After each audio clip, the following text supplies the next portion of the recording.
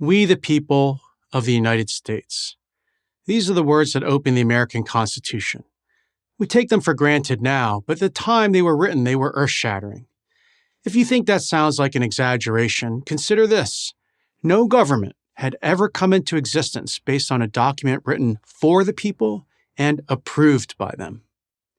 It makes perfect sense then that the most immediate and accountable branch of the government, the legislature, would be the first item on the Constitution's agenda. This is Article 1.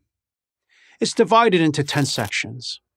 Section 1 creates a bicameral legislature. That is, a legislature made up of two separate entities, a House of Representatives and a Senate. Thus, the theme of the Constitution is immediately suggested. This is going to be a government in which power is both limited and shared. Section 2 describes how members of the House of Representatives are to be chosen. To run for office, you must be a citizen, reside in the state you're representing, and be at least 25 years of age. It's easy to miss, but at the time, this was another startling feature of the Constitution. Almost anyone could be a candidate for Congress.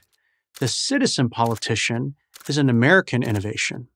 Section 2 also describes who could vote and how many people it takes to make up a congressional district. This shall be determined by adding to the whole number of free persons and 3/5 of all other persons. This last phrase refers, of course, to slaves. It should be noted that the word slave does not occur in the Constitution. The framers kept it out for two reasons. One, they recognized it would not play well in a document that was all about freedom. Two, they believed that slavery would fade away with time. But it did exist in the framers here and now, so it had to be dealt with. The Northern abolitionists, those who were for abolishing slavery, didn't think slaves should be counted at all. Why? Because if slaves were counted, the population of the Southern slave states would be increased, and consequently the political influence of the anti-slavery North would be decreased. Of course, the Southern states wanted their slaves counted as 5/5, that is, as whole persons, so that the population of the slave states would be greater and give the South more power in the House of Representatives.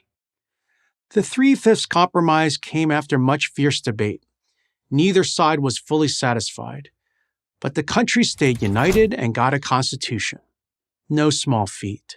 Section 3 concerns the second legislative body, the Senate. Whereas members of the House of Representatives are elected by the people directly and serve 2-year terms, senators are to serve 6-year terms and are chosen by each state government. Populous states would have more representatives than less populous ones, but every state would have the same number of senators, 2. This gave the states an equal share of legislative power. The minimum age requirement to be a senator was set at 30. Sections 4, 5, and 6 establish the basic operating rules, when Congress shall meet, what constitutes a quorum, what to do with disorderly members, and so on. Section 7 sets out the process for enacting legislation. A bill must receive the consent of both the House and the Senate to become a law. The president is also involved in this process. He can veto legislation. His veto, however, can be overridden by a 2/3 vote by both houses of Congress. Passing laws, which by definition are restrictions on freedom, is not meant to be easy. It's meant, unless there's overwhelming support, to be hard. Section 8 lists the legislature's many responsibilities, such as establishing and equipping the armed forces, coining money, and regulating interstate commerce. Perhaps the most important of these responsibilities is articulated in the Taxing and Spending Clause, which allows Congress to collect taxes and to spend for the national defense and general welfare. Sections 9 and 10, almost as a counterweight to Section 8, conclude with a list of government restrictions. No one can be convicted of a crime without a trial. Laws can't be made retroactive. And habeas corpus, the right to see a judge if you are arrested by the police, can't be suspended except in case of invasion or rebellion or when the public safety requires it. The framers understood the need for a strong central authority, but they also knew well that such authority, without clear checks and balances, could and probably would become despotic. A government of limited powers could not easily threaten our foundational rights of speech, assembly, worship, and self-defense.